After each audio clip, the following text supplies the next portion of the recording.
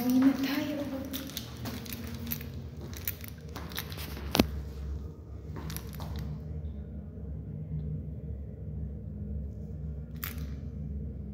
Tapos na ang aking duty ng 12 hours. So, pauwi na tayo. Nag-out lang ako doon sa taas. Kasi, finish on break ako. So, kailangan ko na umuwi. Kasi, grabe na ang gutom ko, guys.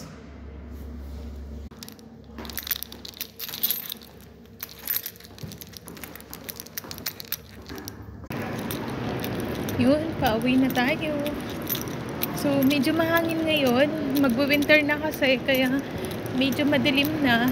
Dati kung alas 8:30 ay maliwanag pa. Ngayon na madilim-dilim na siya. Yun. Naka-out na tayo. To. Hi, baby. Say hi. You are late. Na-late na siya. Ito yung ano namin, no? Familiar kayo. So, yun. Palabas na ako. Ito na yung labas. Na ano namin.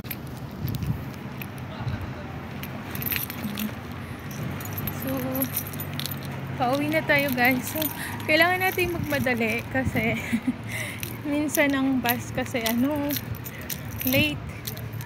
At tapos pag nalampasan ka ng bus, another 30 minutes. So, kapagod kayo mag-antay, yung pagod ka na 12 oras ka. Tapos, pagod ka pang mag-antay ng bus.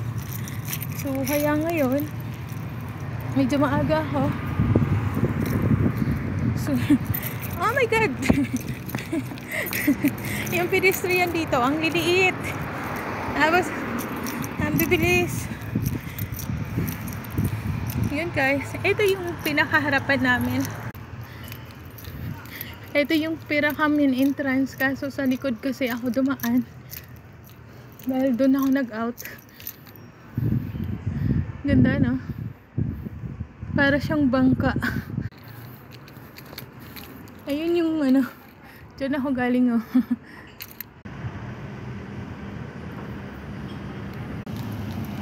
Sana makaabot ako ng bus. Kasi Sunday ngayon. Medyo matagal ang mga bus. So, bye guys. Pag nasa bahay na, bye.